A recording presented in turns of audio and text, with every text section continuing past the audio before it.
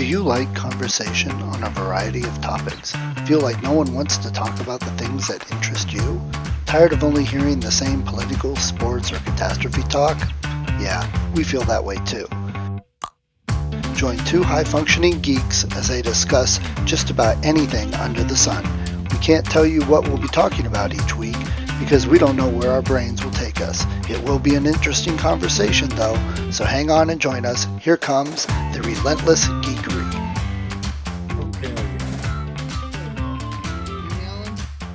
All right, good morning. I can hear you a little bit quiet. Okay, how's this? Is that better? Still a little bit low. Maybe I think I have let me see if I got mine turned down. Yeah, because I was watching, of course, something with guns and explosions and didn't want to keep Colleen awake. Okay. Okay. Hello, how are you after the holiday weekend?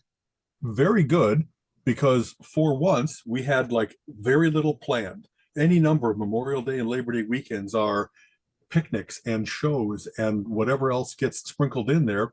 And 3-day weekend always encourages you to do more. And instead, we didn't resist. We just didn't actively seek. And it turned out to be like every morning we could sleep in instead of having to be somewhere at 10 o'clock because, hey, it's a hike, or let's go play the Clued Up game, or whatever else it might be. It was really delightful. And we also didn't, sometimes we have done this in the past. Hey, we got a 3-day weekend.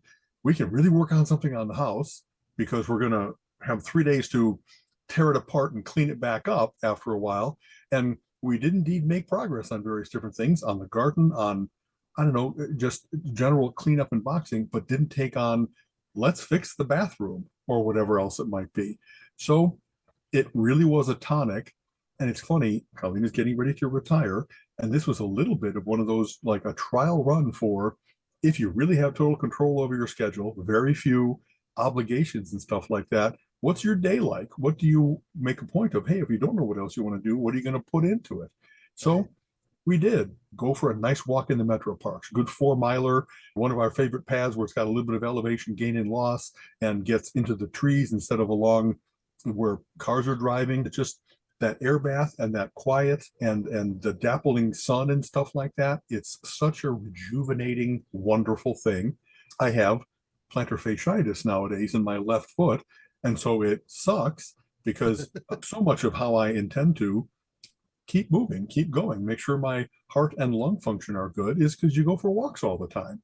And now there's a penalty for after I go for the walk, I get home and my left foot is sore. And I actually change from gym shoes to hiking boots, so you get a little bit more vibram and support for the ankle and stuff. And even that doesn't seem to help. So this is a stubbornness on my part. I really have in the past, I get aches and pains, but then you give it, when I was young, overnight I'd sleep and heal up. Then it was 2 or 3 days, and then it was a week, and now it doesn't go away. Right. And I'm like, how in the world am I getting enough wear and tear on my body that it doesn't heal up? And so I really have to go to a podiatrist or a physical therapist or whatever else it might be.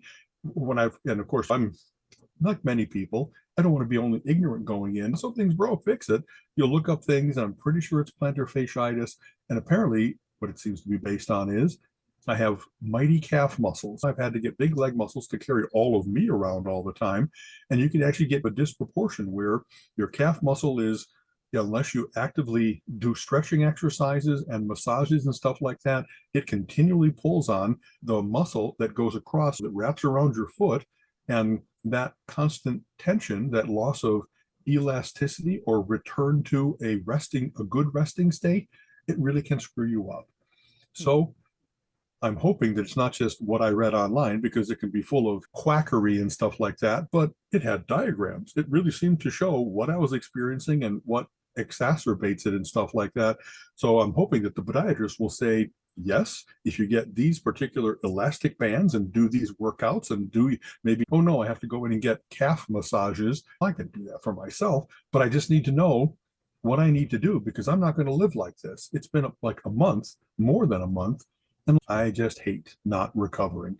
I'm used to being rugby tough, and now it's not. I like that's that. So much of the plans are, we still have national parks to visit, and all those national parks require a hike up to the top of a mountain and look at the vista. I can't do that if I'm living in pain. You know what I mean? Or put it this Absolutely way, right. I can will myself. I did a 4 mile walk with pain. So I can do it, but I don't want there to be such a penalty that now I'm a hobbledy old guy around my house. My house is made of stairs. When I go up to Skynet, it's 4 flights up, and I got 2 flights into the basement to do laundry, which is also on my list of things to do. And it's too high a penalty. I don't want to do it. And I think on the health topic, I think you talk to your doctor, talk to your podiatrist, whoever, and they'll tell you, okay, yeah, it may hurt. And yeah, you shouldn't work through the pain. There's things you can do and you should balance that, but don't stop, because that's the problem. People like, oh, my back hurts, my knees hurt, my foot hurts, and they stop. And my mother, she's 75, she's going to be 75, Yeah. and she does not look 75. She looks 60. And I know people in their 50s that look older than her.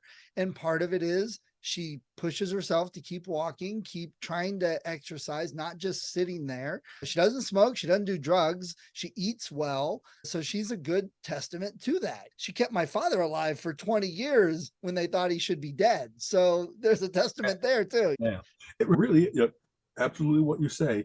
In Colleen's family, there was a Aunt June, maybe a little bit the same trajectory as my mom, had a fall or had to be in a wheelchair following a certain point. And she didn't have to be, but she chose to be because it was just enough pain and just enough inconvenience. And her son pretty much said, if you sit down, you're never going to get back up again. And it was a throwaway line, but it absolutely proved to be prophetic that unless you Yeah. keep your heart and lungs working, keep your muscles, we're bipedal people, and so much of our lymphatic and circulatory systems are based on that you're using it. Just like you can't leave a car in the garage and expect all the hoses and everything else, like they deteriorate if they don't get regular flexing and use.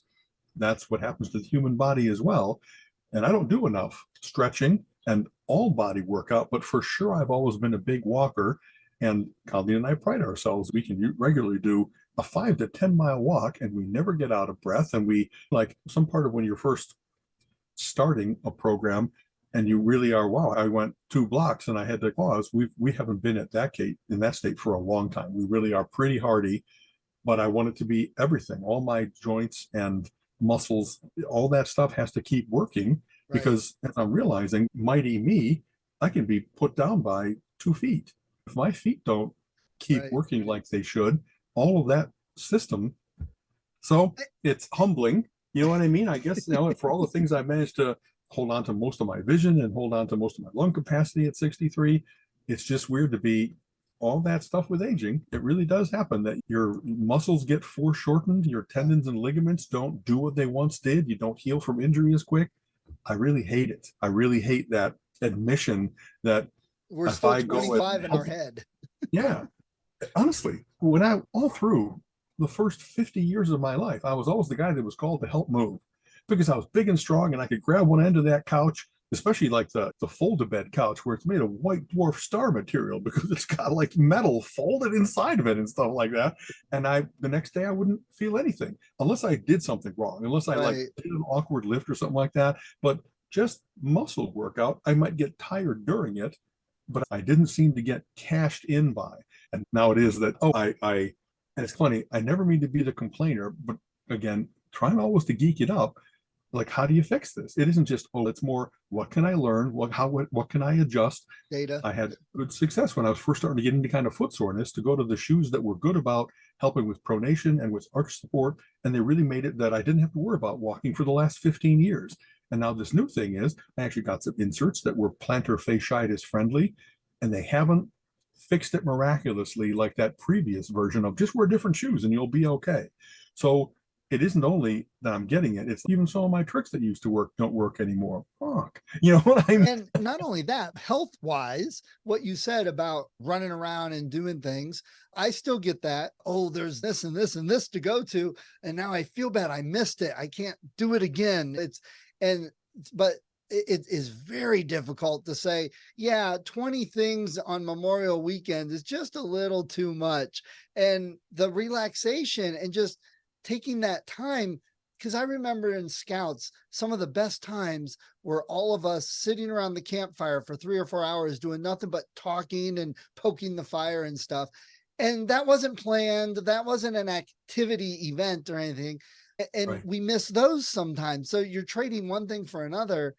Plus, then you don't realize how much stress it really is to jump out of bed, run to this thing, get to this thing, get the potato salad made, to get to the cookout and get the fire going and cut the grass. And then you got to go do this. You're having an enjoyable weekend, but there's actually stress there and you don't realize That's it. right. And you want to talk about aging and hurting your body. Stress will kill, and it's horrible for everything it does. The hormones and the chemicals in your body when you're stressed, and Oh you know, yeah. people don't Or the realize. cortisol. Yeah, and you actually will keep more weight on the more stressed you are, and the less stressed you are, you could lose weight just by being less stressed, and people don't realize that, think about it, or understand it. Yeah. So there's a lot of health to that too, but it's so hard to say no. And like I said, we by a lot of time, like instead of as usual, we would have a family thing or a Mensa thing or whatever else it might be. And just by not actively seeking those things, we went and played mini golf and then, and it, other, like I said, kind of training. If you go mini golf 1 in the afternoon instead of first thing in the morning or instead of whatever else, like we went to a place that was loaded with people. We weren't the only people to have this bright idea of perfect Saturday of Memorial Day weekend, weather's beautiful, let's go play mini golf.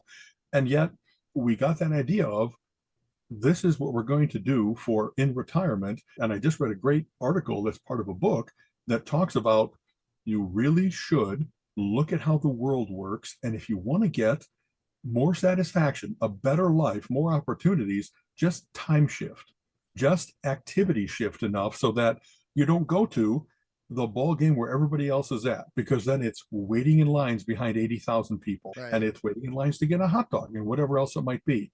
So I understand more and more how like older people go to lunch or dinner at 4 o'clock at the Golden Corral because they don't have to deal with any of the put your name in for a reservation at the new snazzy popular restaurant. Colleen and I really don't have a love affair with new food, with trying new things all the time. And so we're off that treadmill. And I guess even like playing mini golf instead of going to the beach or going to the ball game or other things that are mega popular, we just don't do that a lot.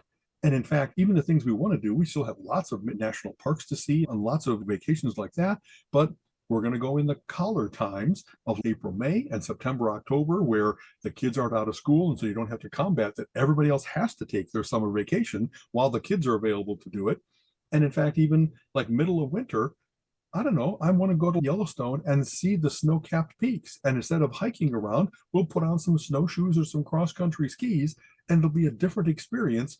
And what it is, we'll have this lodge like to ourselves. You know what I mean? Cost will be lower, less people there. So I don't think it's a matter of like hermity, that is getting, we don't like people, but the overhead of all of that, of more packed roads, more packed airports, that you can't go to any restaurant you want because they're all full.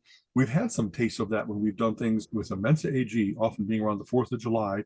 We've learned to not do much more around the 4th of July, even though we're right in the city that we want to explore, because everybody is. Everybody's going to be going to the fireworks. Everybody's going to. So I guess I've always thought that. And really always. As soon as I was in college, so I guess 17 on, and I discovered that I went to University of Illinois, big school, 35,000 students. But if you hung around for the summer and did some summer school, it was 5,000 students. And it was amazing how having all of these facilities available, I could always go play racquetball at the gym. I could always go to the Union and play. I would get a table and shoot pool by myself or with one other person, and just so much more value. Yet this is back when it was like 90 cents an hour, but 90 cents was a lot to a student that only has $5 a week. All of those things, and especially intercession when nobody else was there. I loved the Omega Man thing. I loved being the only guy in what used to be a huge populated place. And I just, so we're looking at, like I have a book called What to Do When. It is not only where to go, but it's also, there are certain things. If you're going to go see the Passion Play, it only runs for these couple months. If you're going to go see the Tarantula Migration, it's like this weekend, and it isn't predictable. So you have to be ready to go with, okay, without knowing it, it's going to be this weekend. Do I have the quick fare that I can just hop on a plane and go to Albuquerque or whatever. And I have a huge spreadsheet of all of those things. I think I might have mentioned that Colleen and I signed up with Frontier Airlines for their Go Wild program. We pay $500 for each of us for a year, and that's not nothing, but you fly for $1. Wow. Everywhere you go, and of course they know how to get you. It's like you take a bag, then it charges you, and if you want a particular seat, they charge you. But if what we want to do is just get on with one personal item that has changes of underwear and socks, and kind of like maybe one change of clothes, make it so that all that overhead doesn't add to the cost of it. And we have a whole list of 30 cities that I wouldn't mind going to. Boise, Idaho is not a destination city, but there's a cool zoo, a cool art gallery. There's all kinds of cities that have when they put their best foot forward, there's cool things to do everywhere. Yeah. And so it'll be a certain amount of, I don't know where we're going to go, but and also not do it on the weekends. Go like Tuesday to Thursday again and again. Turn the mail off. The house looks like there's somebody living there, so we're not going to get broken in. And just start to do these little extended 3-4 day trips where you explore as much as you can of Austin, Texas, or like Boise, Idaho, or Grand Rapids, or Cedar Rapids, or Rapid. We're making all these kind of contingency plans, and I know that some people like live in Miami in particular because they're on those mailing lists that say, "Hey, the cruise boat's about to leave, but if you can get to the dock by 2 o'clock tomorrow, you can be on the cruise boat for $10, $100 instead of 500 or 1,000." And we're not big enough fans of cruises, but we'll put that into the mix of, if I can get down to Florida, I can drive to Florida in 18 hours. You know what I mean? Or I can fly if I get a good airfare. And the more that we make all these little contingency possibilities, like I wouldn't mind spending another weekend in Milwaukee. There were cool things. We've already done it, but there's cool things that we didn't do yet. And I guess for lots of retired people, the travel is a big thing. While we're still spry enough, despite my just having complained about, I can't walk anymore. I think that we can still do this kind of stuff. And for the next, I don't know, 20 years until we hit 80 and we really can't do it anymore, we can pack a lot of exploring the United States and Canada and Mexico. And most of Frontier is in that sphere, if you will. But you start to look at Europe or Australia like that too. You got to do a little bit more planning. You're going to be over. I don't want to pay $1,000 airfare and be there for 3 days. I want to make it so that it's worth it. So going to Alaska is still here in the United States, but it takes a certain amount of cost. We're going to be wiser and wiser travelers. And again, to geek it up, I'm not having to do all this research only by myself. Just a little bit of research, and you find out that there's all kinds of places called like Fairdrop and travel sites that specialize in finding those interesting deals that if you have a little bit of flexibility in your schedule, you can get remarkably good prices or things that nobody else knows about. You know what I mean? And I'm looking forward to doing that solidly, like for a year, and say, okay, we spent this amount of money. Did we get that amount of satisfaction out of it? And if so, then do it for another year and 2 and 3 and 5 years, or have it be, wow, we really thought we were going to enjoy a lot of traveling, but what we want to do is go on our driving vacations where it's low stress, like we just laughed about. You know what I mean? All I know is I got a hotel that I'm going to be in Ogallala, and all I got to do is get there. And in the meantime, I can stop at silly historic sites and the biggest frying pans and the mini golf course and whatever else it might be. So some is going to be, by being impromptu, that adds a certain amount of stress. But this is long ago when Priceline came around first. I don't know if you make use of it a lot. I used to have such luck with, hey, we're going to be doing this series of cities on the way to Denver. And so I'd say, let's stay in like not the big city, but someplace smaller, but with enough hotels that there's some price competition. And I would start bidding at like $20, $25. And I can't tell you how many times we got a hotel room, and not in a no-tell motel dump, that these were Best Westerns and either names or established properties that Priceline did a lot of the research for you, so that you weren't going to walk into a terrible, stinky place, but for $25. And prices for travel have gone up a lot since COVID, since whatever else, but they're still, whatever that interesting dynamic is between, there's nothing more worthless to the hotel than Friday night at 6 p.m. that if they don't get someone to take that room, it's zero. It's $0 that they're getting. So why not get 25 instead of 0, even if it would regularly go for 100? So we're going to see what we can do with Priceline type places, or Airbnb, booking.com. There's all kinds of places that have much expanded where you can stay. And so I'm sorry, it's funny. I think I just most like I'll bottle all this up for you. As I love progressive rock, and Yes. there's a couple of progressive rock festivals that are taking place in the United States. One in Chicago called Progtoberfest, and one in New Jersey called Progstock. Both of those are drivable to me. Progstock just moved to a new location in New Jersey in Rutherford instead of doesn't matter. But I looked at it and said the nearest hotel walking distance is $500 for being there for 3 days.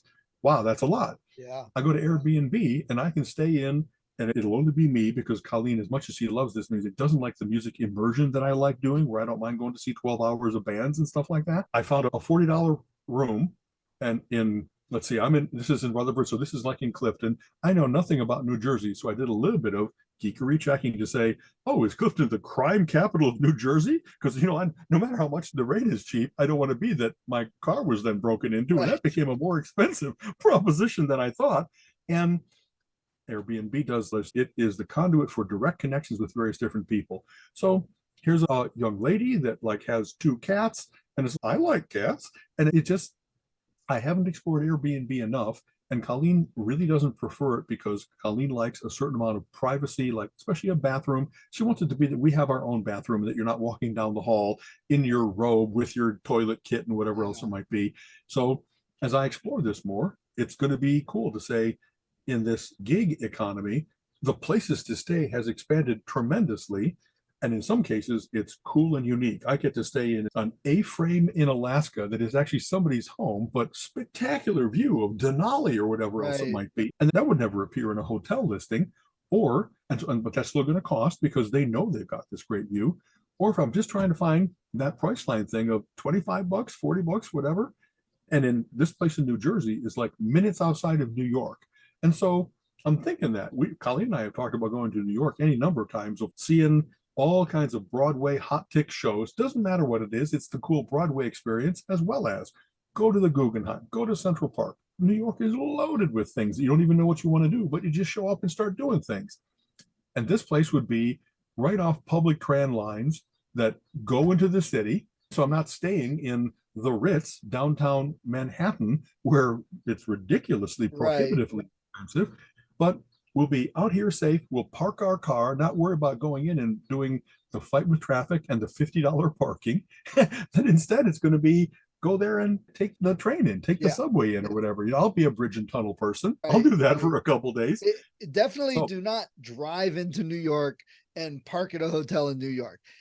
Either get a hotel that's close to whatever event you're doing so you can walk, and then you're just paying the cost, but it's stress-free and easy, or get something outside, like you said, that you can jump on the train and take it in and walk around and stuff. Because man, there is nothing worse than trying to park and drive in New York City.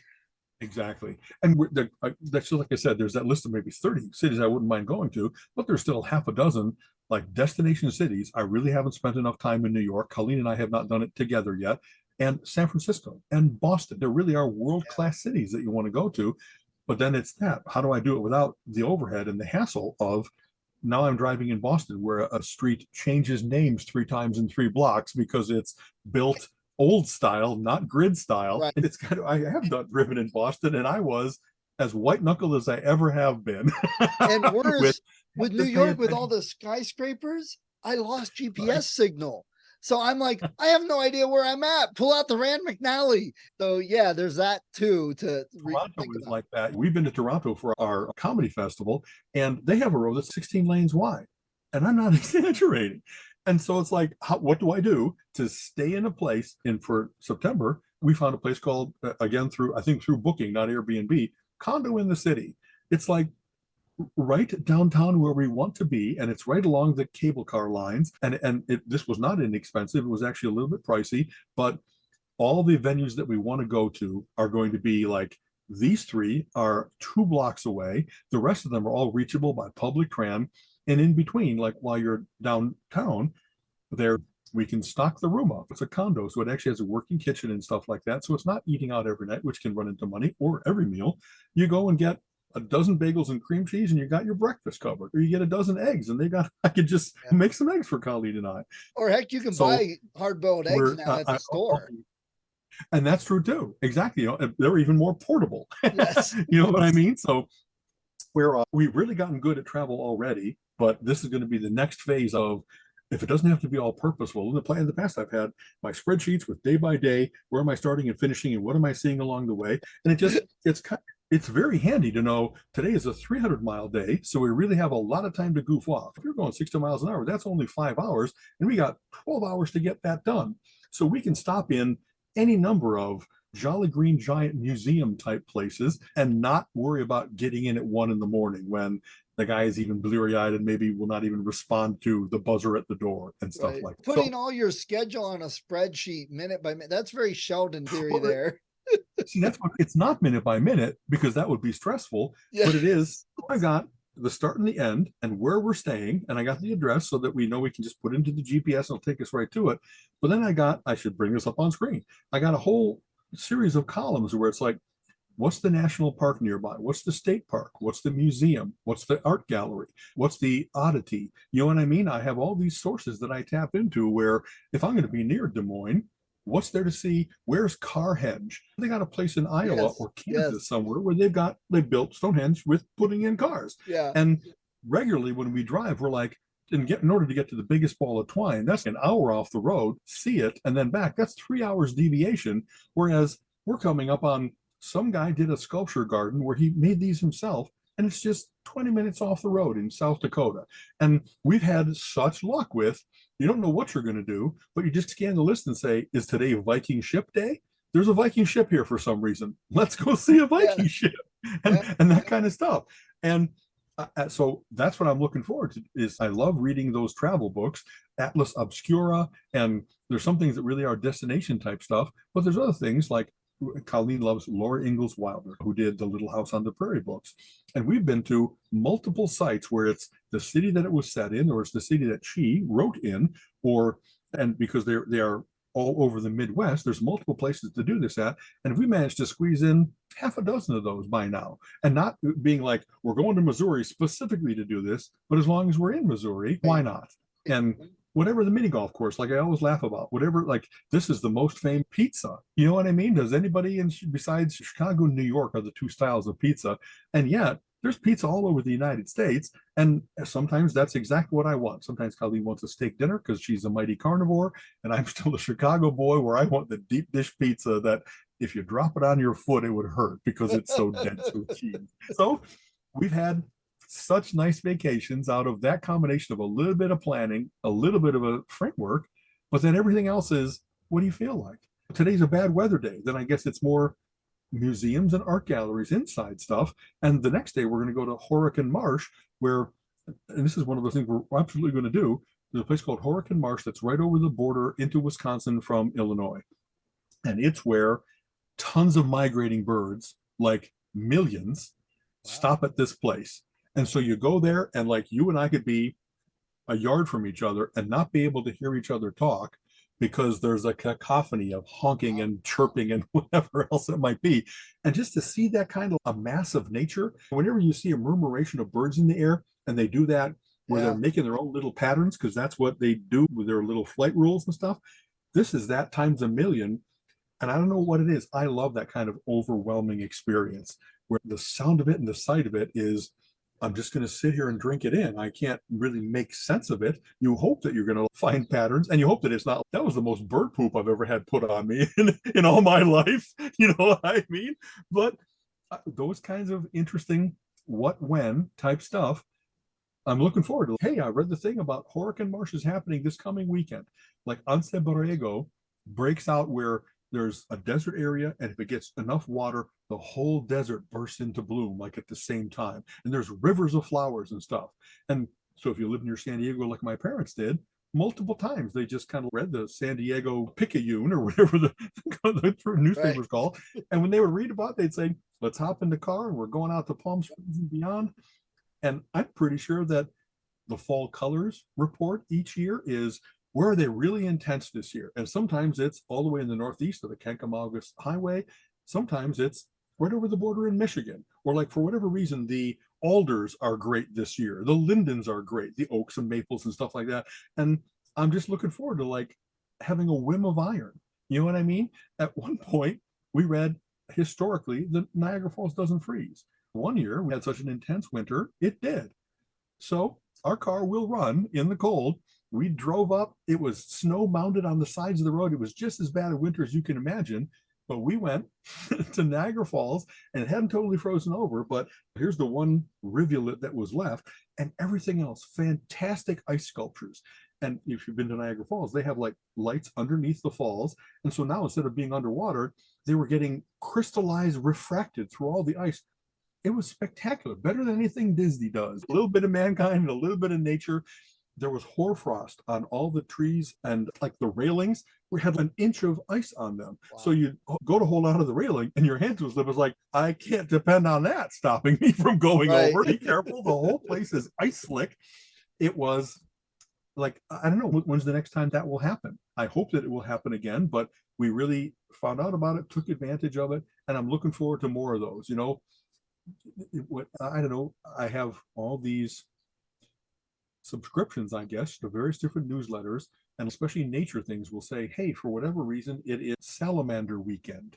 That this is when they're out and they're breeding and they're mating. And really want to be like, I don't want to intrude on them, but if you go to where you can see more salamanders than you've ever seen before in your life, that's a cool thing. By luck, we did that at Johnson Woods, and I think I mentioned that in the past, where the frogs were all out. And again, cacophonous, like everybody's ribbiting, and they all have their little part of the spectrum, that is the oral spectrum, where different frogs will find each other based on, that's the ribbit that means it's the red-toed frog, and this is the greenback frog, and whatever else it might be. And that's just a cool thing to luck onto or purposely go to whenever there's a possibility of northern lights. There's a special amount of ionization in the atmosphere, and instead of having to go to Iceland to do it, maybe it's going to penetrate down into like where I could see them over Lake Erie or up into Lake. I'd be willing to drive up to pretty high in Michigan or over into upstate New York, get away from the cities where there's not a lot of light pollution that'll stop you from seeing it. And who knew that in my lifetime I'd be able to see that just like by going up to Lake Huron or something like that. So I'm going to have all that kind of in the mix. And this is interesting. I just wrote a post a while back about, I just read Time and the Week, and it was relentlessly negative, that it seems like so much of the world is just crazy politics and crazy business and war and famine and pestilence. The four horsemen are upon us. And it really was hurting me. I really was like, I don't want this to affect me. It doesn't really. I need to be aware of, I have friends that are affected by this, and the economy, the health of our country is affected by crazy people who don't know what they're doing, except I want to see it all burn. And so I have a desire to not be immersed in that every single day. But because I have this always learning, always curious, what am I going to substitute for that? And so I'm looking for these kinds of travel lists and cool history lists. And wow, I didn't realize that there was some science tourism that I could go to right near here, because, and you know about the Wright brothers, they're right downstate in Ohio. There's all kinds of cool things that are like that, where if I drive a couple hours just to see, here was the first combine harvester that was commercially viable, and they still got one working. I remember seeing something like that down in Asheville, North Carolina, etc. And I want to go like, where's the Commander Perry Monument? And found out that up off of on one of the islands that are out in Put-in Bay, they actually have a place where when the glaciers retreated, in some cases they really scarred the earth. And things have been revealed now from erosion or whatever, that you can actually see exactly that kind of glacial scraping. Well, that's 2 hours drive away. I just got to make sure I get there when the ferries are running. You know what I mean? I know that, I think this is geekery, right? That you're curious about everything. Yes. And a little bit of research puts it in your hands. You know what I mean? If I go actively looking, or if I just set it up that I'll be given every week 20 opportunities to do things that I didn't know about. I love it. I love it. And we've talked about that. And you said this earlier too. For some people, oh yeah, we've got great events planned. What are you doing? We're going to an a Guardians game. We're going to a Browns football game. Really? Yeah, we're spending $500 for the hotel, for the tickets, for the popcorn and peanuts and beer. And it's like, really? Because what you If just that's what they mentioned, love, more power to them. But I find those things repetitive. There's yeah, not a ball game that I've ever been to that was so significantly different that it was like, I can't wait to go to more. Once in a while, you get heroics. Most of the time, it's a 3-2 game. And but I've got right here in Akron, we've got the Rubber Ducks, which used to be the Arrows. And right, most of those games are like $9 and you can sit right. anywhere. So, Looked into that for this weekend. We were like, are the Crushers or the Captains or the Rubber Ducks in town? And actually, Akron is a beautiful place, but it's even bigger than I want to go to. I want to go to a place where it really is like dollar hot dogs and you're in the bleachers where it's real sun and you can get like right behind home plate and that kind of stuff. That's the not even triple a single A ball yeah, game experience that I like. yeah, It's so American. It's exactly. Yeah, it's kids are more running the fun. bases in between innings and stuff like that. They shoot t-shirts out at you. Yes. I love that corny stuff. Yeah. And like you said, I'd rather spend, if we went to a Guardians game and tickets were $50 for me to take my son, maybe my mother, that's $150 to go. Whereas I could spend 40, take all three of us to a Rubber Duck game and still get the hot dogs and the banana split. And Exactly. and it's closer, if nothing else. So That's right too. The overhead is less. By the yeah, way, so there's a thing called FIRE that I think I mentioned before, financial independence, retire right. early. And Kalina not retiring early, but we've done so much stuff to get us to this place of we have no debt, own our house. We're okay. We're going to be fine for the rest of our lives with what money we've managed to put together. And there's a guy named Mr. Money Mustache. I'm not making this up. That's one of the main guys known in this movement.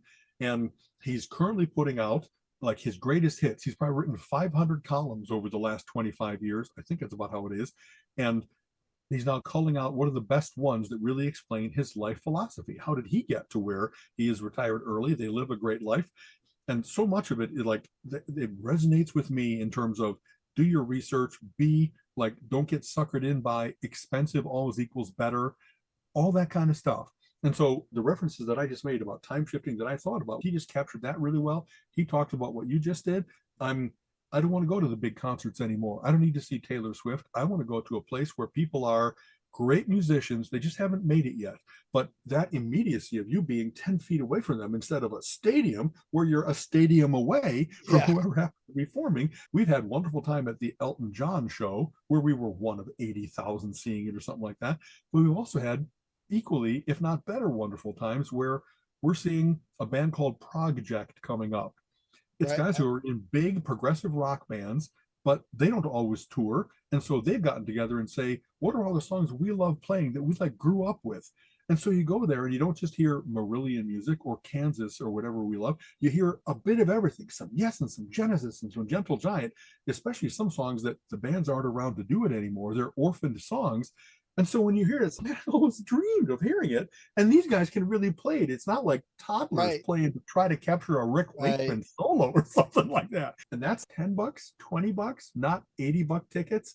I don't think it's being a cheapskate to say, how can if I do 4 of that kind of show instead of the one of the amazing show, I don't need to see Genesis or Pink Floyd or the big bands where it's an arm and a leg for a ticket. I love them. I want to hear their music, but all that overhead and all that expense, I keep thinking, man, I could have 4 shows for that price. You know what I mean? Yep. So I'm getting to that. I just like live music. I don't know that I need to hear exactly what I want to hear and it being exactly perfect. Just the energy of a live concert is enough. Yes. So you go to the Music Box Supper Club, Eh, and especially there's all kinds of bands that they might have been popular 30, 40 years ago, but nowadays you can see Robin Trower when he comes to town, one of the best guitarists ever, and see him for $30. You know what I mean? So what an injustice it is that the world has not made sure that him and Jeff Beck and all my favorites are not like the towering people in the industry, that instead it's Doja Cat and Taylor Swift, and yeah. good for all of them. But I'm not a 14-year-old girl. That's not my kind of Thank music. God. You know what I mean? And I'm and I've been to plenty of concerts that I spent some good money on. that it really sucked, that I'm like, this is not worth it. You could be a huge band. And I went to I talk about this multiple times, but I went to the farewell tour of Motley Crue. I've seen them since the farewell tour. The Who, I think, retired like 8 times before they. We spent some good money on the tickets, and it was Blossom. We were in the pavilion. We made sure and got some good seats, and the sound was horrible. And we were like, I have no idea what they're singing right now. I can't tell what the notes are. And Vince Neil's voice, it was like, oh my gosh, did he gargle bleach before coming? Did he hit the right note? And it was just like, wow, that was a waste of time and money. So it doesn't matter how big they are, you don't necessarily get the best experience. I could have spent that money and bought all their albums and been just as happy at the end. And honestly, it's coming to that a little bit. Colleen really doesn't like crowds a ton. And I never minded because I'm a big guy. I'm not the guy that gets elbowed in the face. You know what I mean? So I've gotten much more selective about, I don't want to subject her to. There's going to be somebody in front of her that is going to be standing the whole show, and then she can't see. Getting in and out is torturous for her because of the crowd madness that occurs when people are too tightly packed and stuff like that. And I'd rather sit at home and listen to Elton John music, though we went to see that one. Bruce Springsteen, we didn't go. And I really love Bruce Springsteen, and that's actually our first wedding song and stuff like that. Nice. But the overhead was just, it was an expensive ticket and all of that. I used to sleep out to get concert tickets. I used to really be the guy that would do almost anything to see a band that I wanted to. But it's also, I've seen almost everybody.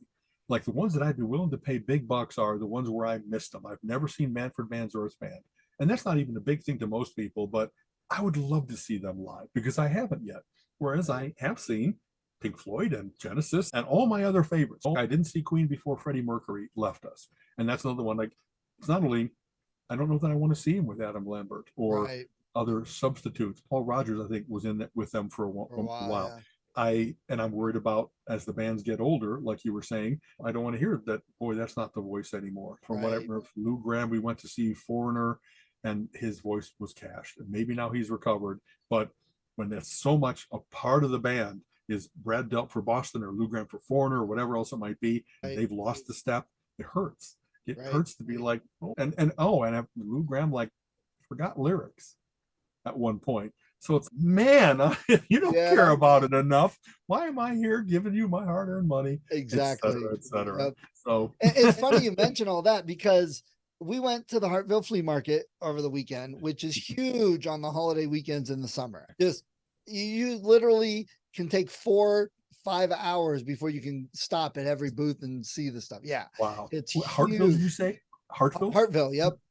Okay. Yep. I actually set up a table and had my book on there for author to get some interest. I sold a couple, got some interest, talked to some people. So I didn't I'm like, oh, I'm rich now and everybody knows me. That didn't happen, but I was good with that. I had other things I was trying to do with being there. So I was okay with that. But afterwards and in between here and there, I walked around and Colin was there. We walked around and looked. For whatever reason, we got the bug and we started hitting all the CDs.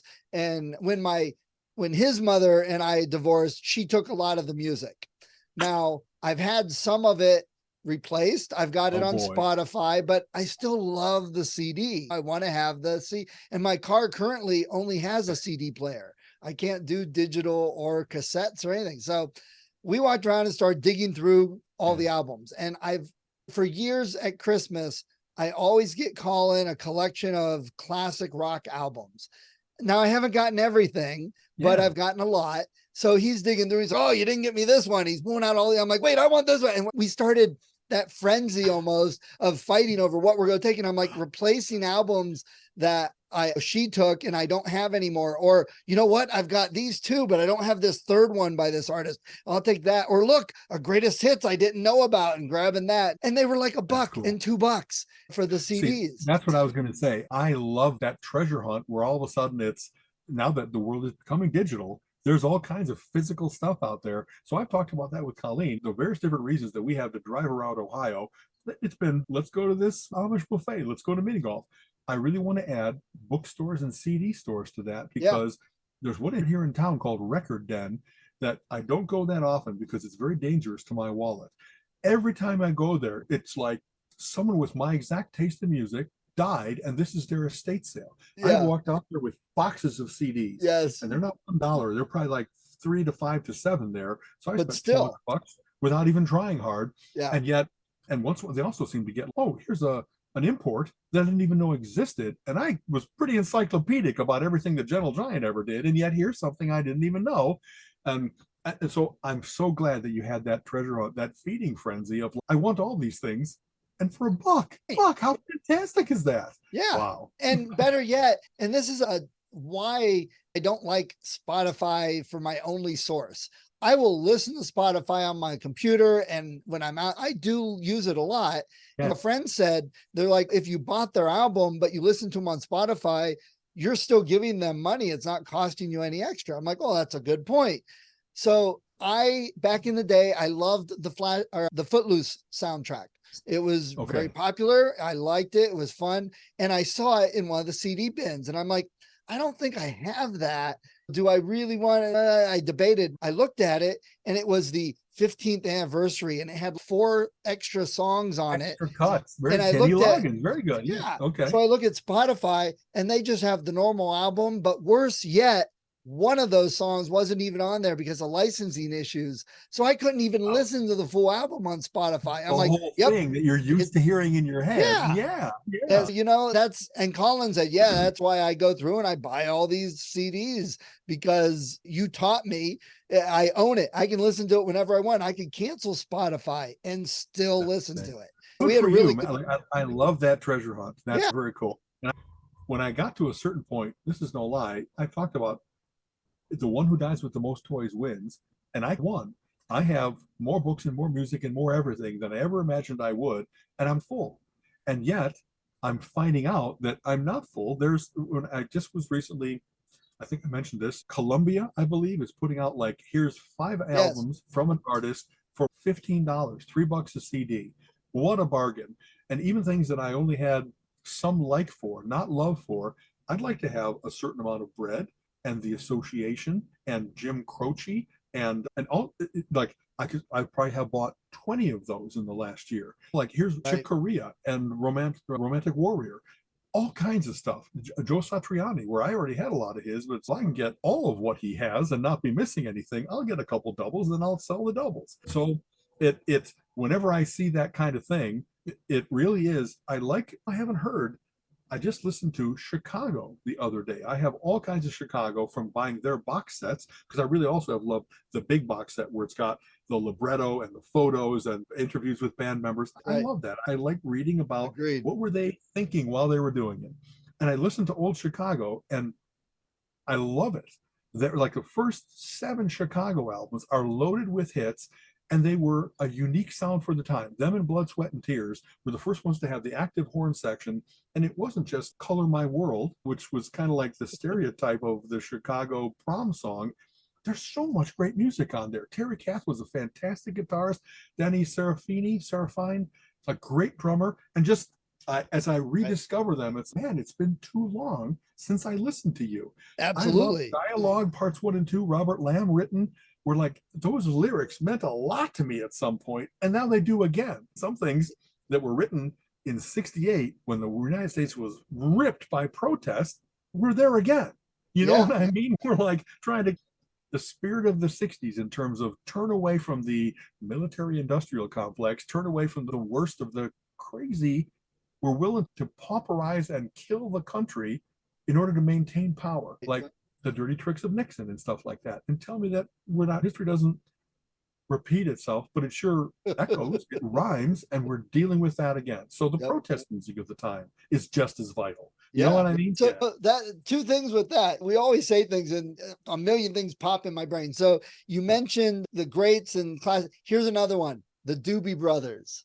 I grab that just absolutely. If you haven't heard Doobie Brothers in a while, you listen to it. Wow, the harmonies, the rhythms, and the fun, playful music and horns and stuff at times.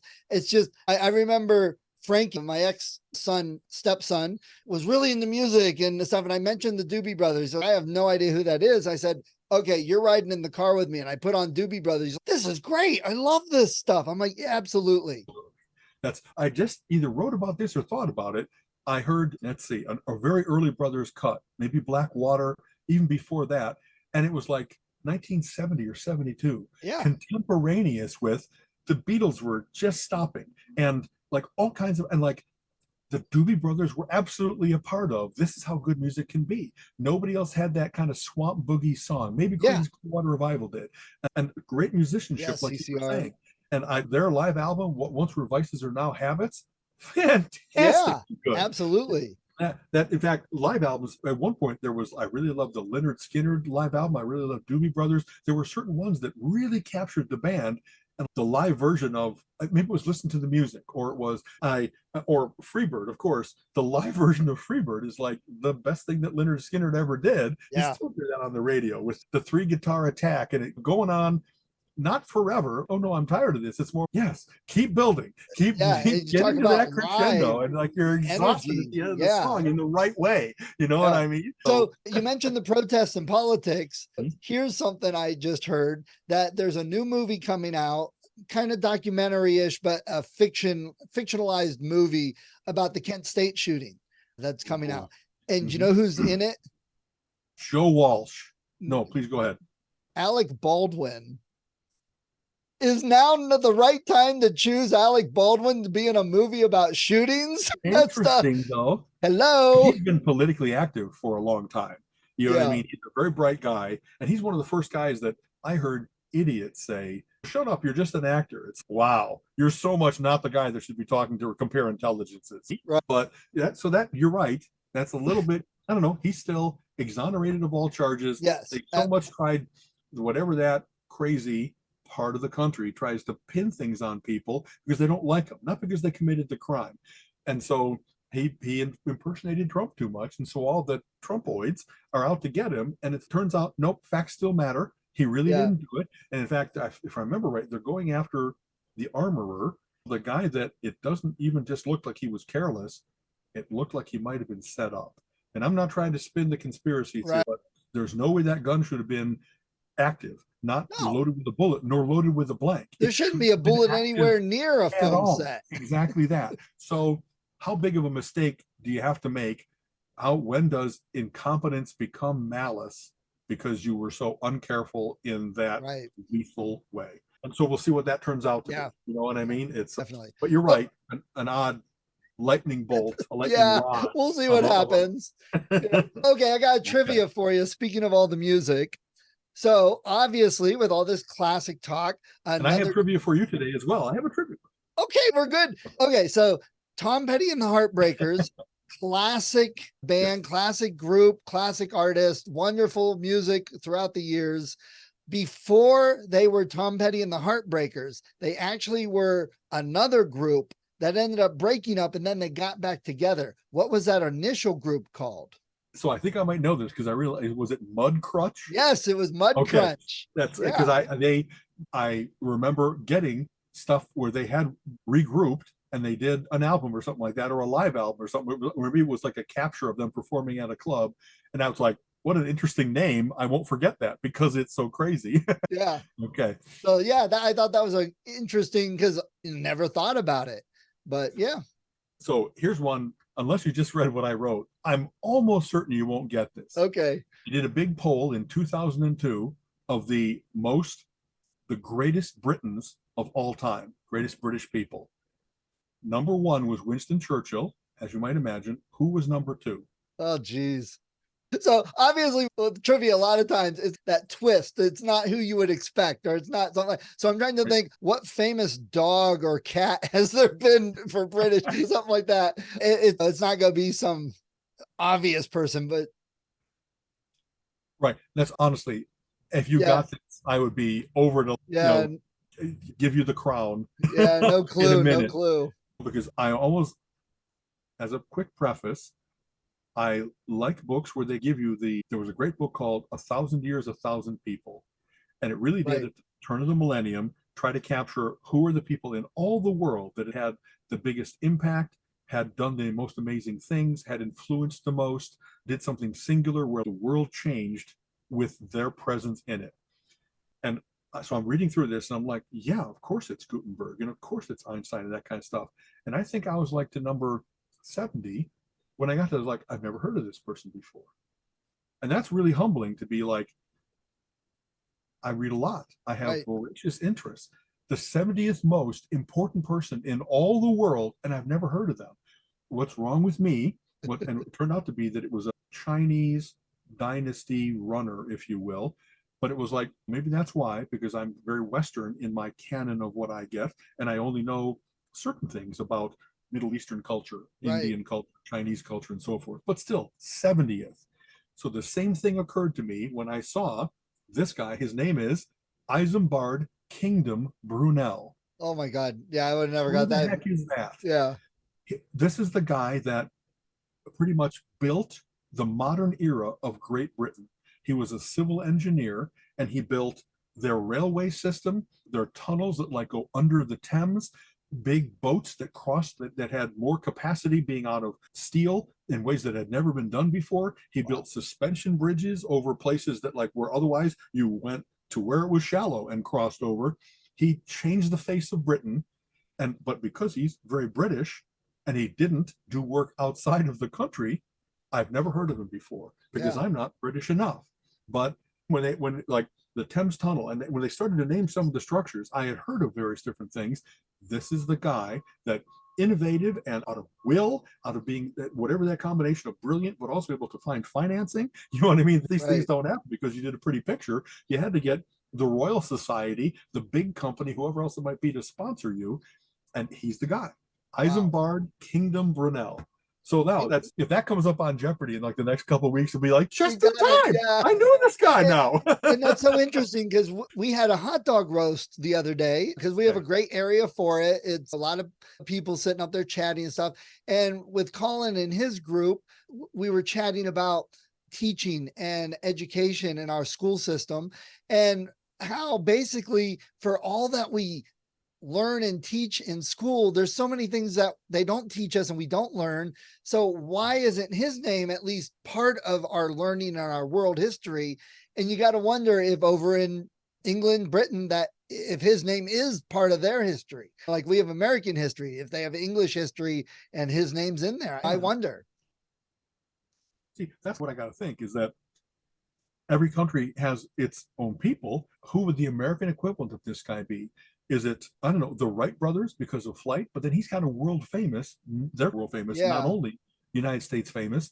I know a famous French architect, a similar, less a civil engineer, more architect. And what's his name? Single word name like Clouseau, but it's not that. It'll come to me. And like Christopher Wren built all kinds of cathedrals in Britain, and him I had heard of. So I was trying to think of that. There's probably all kinds of somebody built the Sydney Opera House, and yet I don't know who that is. And that you would think that whenever they mention that City Opera House and they show the picture and it's so unique in all the world that they would say by But Angus yeah. Gorney or whatever else it might be. But I've not seen Well, that. arguably for us, you could easily get Ben Franklin in there for all of his inventions and ideas, not Yes. even just what he actually invented, but like the library system and just Yes, other exactly. thoughts and stuff he had. So he That definitely is exactly the answer to the question because he really was much more the United States. Other places adopted his, but so Yeah. much of he's very much identified. He's like the only president of the United States that was never president of the United States. You know, he's Yeah, absolutely right. a founding father and that influential and cited in the great works of literature and great works of invention and all those kinds of things. That thank you. That's a great answer. Yeah, that'd be my first thought. But I Yeah. think it would be interesting to find that one or two other people like this guy that we've never heard of. That's, oh my gosh, they had how many patents and how many inventions and how many Yes. things they worked on and were influenced and did this, but we've not heard of them. And it's like, why? I bet there's somebody because it's one of those things that we don't know. There's got to be, like, I know Bell Labs, for instance, has tens of thousands of patents, and there has to be the guy that like ran Bell Labs that was responsible for the yeses and nos on various different projects and making sure that he brought in the bright people and encouraged them and all that kind of stuff. There's about to be a movie out called Oppenheimer that is Yes. about his influence on the Los Alamos, the Manhattan Project. And we're going to find out, like, there really were brilliant people working on it, but apparently it really was Oppenheimer whose will and brilliance in organizing as well as physicist wise that, you know, and is he the guy that had the quote about I am created I have- death, shatterer of worlds? So Yeah. I So, have become God, but we've all I- felt like that one time or another. exactly that. So I'm looking forward to that movie a lot because I don't think they have to do anything to build it. They don't have to like, Right. what's the word I'm looking for? Sensationalize it. What happened there was an amazing achievement in the Yeah. history of the world to have all those bright people with this incredibly important goal, and they did it. They really Eh, figured out atomic yeah. fission, right? Oh my And God, that was he's enough fusion fission. Yes, okay, yeah. he's actually an example because Colin and I don't argue and disagree, but we have different feelings and thoughts on it. That whenever I mention something about quantum physics or quantum theory, and that hey, we can't explain such and such, but maybe that's because we haven't discovered it yet in quantum world, and he rolls his eyes. I'm like, but you know what? Back in the 1900s, everybody said, oh, yeah, we know everything about physics and the world and we've got it all down. And then less than 50 years later, we have an atom bomb, which they had no idea about.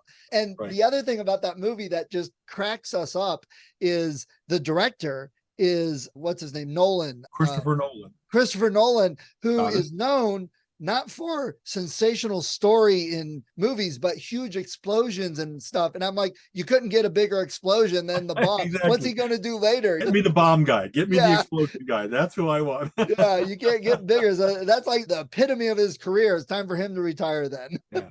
I'll tell you, I really like his stuff, not only because of the bombs, which I even would have given to Bruckheimer or something like that, Yeah. but because he's had deep philosophical things behind many Inception. Any Yes. number of movies have been that this isn't, you really got to kind of accept the premise of what the internal logic of this movie is, because it's different than what you think reality is.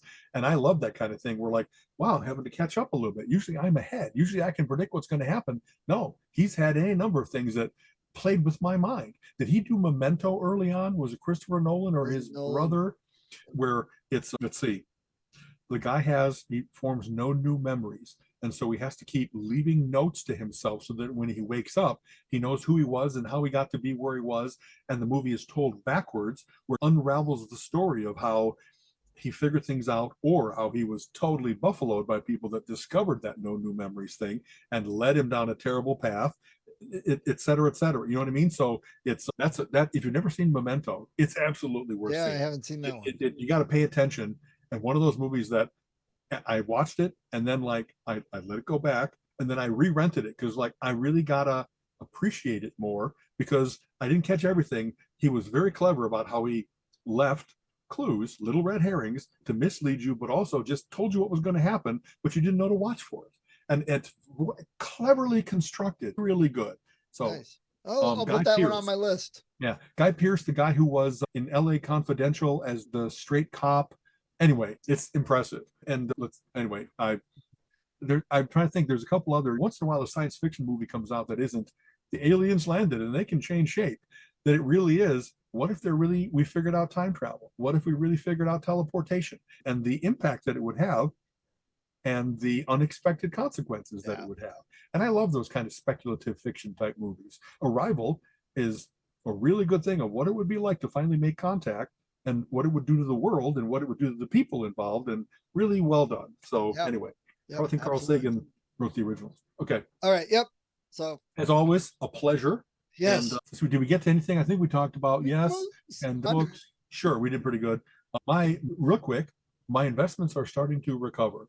Okay. As I was very stubborn, as I lost half the value of my portfolio from its height back about 2.5 years ago. Right. But I really have invested, I think, in things that they should work. They're going to change the world. They're like whatever the computer tech, med tech, security, all kinds of things that are disruptive technologies. COVID was a big enough disruptor that it swept all that aside for a while. Then everybody pulled in their horns, and we're still having some political and economic distress, but there's beautiful things happening now with certain companies. And so NVIDIA, for instance, you must have heard of them. They're the guys that make good GPUs. GPUs are essential to all the AI that we're seeing. Yes.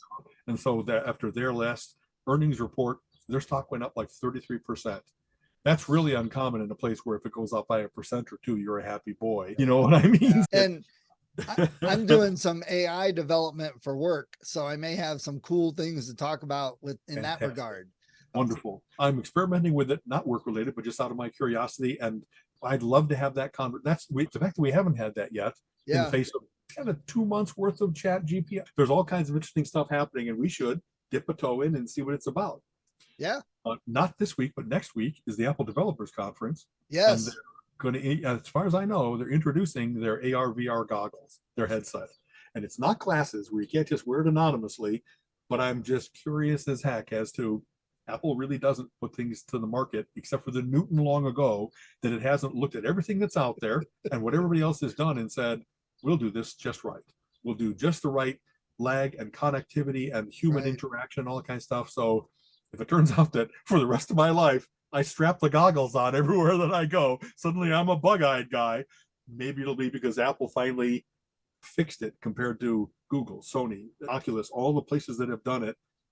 I'm so curious. I'm curious too to hear about those and see those, because Facebook has a new version of their goggles, the Oculus, coming out, and Right. it's in partnership with Microsoft, and Microsoft has dumped a ton of money into it. So it's all hitting like it does in waves at the same time. So we'll Yeah. see what's what and who lasts. I like that. Competition spurs development, and I want them to be like neck and ever bettering each other for the next 10 years. You know Yeah, what I mean? absolutely. I'm looking forward to that dream of I'm walking down the street and I can say that's the name of the mountain that I'm hiking at, and I'm in the store and I think I'll get this particular kind of cream cheese. Oh, it's available for 20 cents less down the street. You know what I mean? Like it, Yeah. all the ways in which my life will change of having information at your fingertips and not always having to will it to come to you, but that it learns enough about you that it starts to make hopefully non-intrusive, only helpful suggestions, and what that'll do for life. You know what I mean? If you're meeting somebody for the first time, I don't want it to be the nightmare of now I know all their finances and their sexual peccadillo history and stuff like that. But it really would be interesting to have, I don't want to care about are they good? I care about that they're bad. Beware. This guy's a known fraudster. Whatever you thought you were getting into, he's not the guy. I want to be able to look at every political figure and say, this guy is so rife with scandal. It's not just me knowing it. And all how's the that world going? should know. And how's that going to get altered? Because AI isn't thinking about this stuff and figuring it out. It's just taking such a big mass of what we have put out as content, and it bases everything on what we've put out. You get all these bad apples putting out content to support their guy, and it's all lies, it's all made up, it's all half truths and stuff. So you're looking, oh yeah, this looks like a good guy, but it's all fake just to get you to say there's issues. So here's what I think. Here's how I would approach it, and here's how I'm confident it's going to happen. All that disinformation, you really can classify it as what's its provenance, is it reputable, what's the source of it, and as they start to weed out that all this crap comes from 4 Russian botnets that keep on putting that into our environment, cancel that crap out, cancel out the columnists that don't know what they're talking about, so you can't trust what they're saying, and we'll be able to start doing back to a true reputation-based economy where I don't need to worry about what I just saw Glenn Beck spewing last night on Fox. And Jon Stewart is really good at talking about what's going on in a way that you really have to say, why in the world would anybody believe this, no matter how many times you hear it? It's provably wrong. I think that's going to be part of the AI that's into these goggles, is that it's not a matter of what's the name of that mountain, because that's a known fact, but it will be, what's the reputation of this guy? And it isn't because he planted 1,000 reviews that he runs a nice clean hotel. No, it's going to be, he's known for fraud. He's known for trying to cover up that fraud. He's known for affiliating with people that specialize in that activity. Right. There's going to be something that's going to make it so that we get to shared knowledge, not being a matter of what you heard last, but what's the most true. This is where all the blockchain technology, NFTs and stuff like that could possibly come into effect, because you'll be able to track back where this information came from. You have to verify the information, and it'll keep track of it and where it got passed to. So here's the original, and oh look, now it went to this Russian news agency, and now it's on Facebook, and that type of thing, I think, is going to get implemented in ways we didn't even think about when they were talking about the blockchain before. Yeah. So I'm looking forward to that. I'm looking forward to, hey, I'm talking to a guy and it's I guarantee you don't know what you're talking about. Just stop talking. Just you know what I Yes. mean? And that's not what I want from the goggles, but it's more like the fervor with which you're speaking is not supported, and I can give you the first half dozen reasons why not. And if you're going to persist, then I'll go to 10, or maybe I'll just walk away.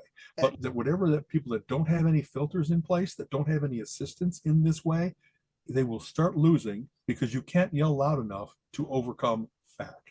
John Adams said facts are stubborn things. And whatever they, the bad guys, have tried to do to continually spew that cloud of disinformation that makes it that people just start saying, how can you know? How can you know that? You still can. You really still can get to the truth. It just is they've made it hard. I will not let them win that game. You know what I mean? They don't get to change how science works. They don't get to change how transactions are trackable, et cetera, et I cetera. am definitely interested in what the goggles will do and the capabilities and stuff, because I've looked at the Apple Watch, but I have to have Apple, and that's just not my environment for that. So are these going to be Apple only, which would be a good guess? And if so, how long until Microsoft and Google have the same features and put those into their stuff, and or new things are different. So I'm super interested right now in tech, which I haven't been for a while. I haven't cared as much. Great, a new Xbox, great, a new this and that. Right. But these, What's the product that would finally make it? Could they build a good enough TV that you would say, I'm abandoning other TVs. I'm going with the Apple. I'm going with the watch. I'm going with the phone. I'm going with the VR goggles. I'm happy to be in that because there is such interesting integration and they haven't let me down. But I can understand why that you have that same for the system that you put together. And we'll see. Maybe it'll just be, I'll try to share the coolness of you and I'll wheedle you. Yeah. You I could will have say this too, though, Stephen. You could have. me and Colin did start watching. I've subscribed for a while to Apple TV because now I can see Foundation. And there's something else coming out in the next couple months that's, oh yeah, we got to watch that. But there was a Michael J. Fox documentary about his Parkinson's in life. Yeah. We just watched that too. It's really good. So Yes. so I was like, okay, with the Michael J. Fox thing and this other thing, now I forget what it is. That's how important it is. I had to get it, but I don't remember. And with Foundation being on there and a few other things, okay, let's get Apple TV for a while. Let's watch what we want, and maybe we'll get off of it. And yeah, I said that 3 years ago about HBO. So you mean Max? Now it's Max. Yeah, it's Max. Yeah, exactly. Yeah. Another rebranding. Okay, I know I've gone longer than we should have. Sorry, I just had to get that last little because it's gonna be exciting. All right, it'll be great. I can't wait to hear about it. All right, man. Talk to you later. Okay. Bye-bye. You have been listening to the Relentless Geekery podcast. Come back next week and join Alan and Steven's conversation on geek topics of the week.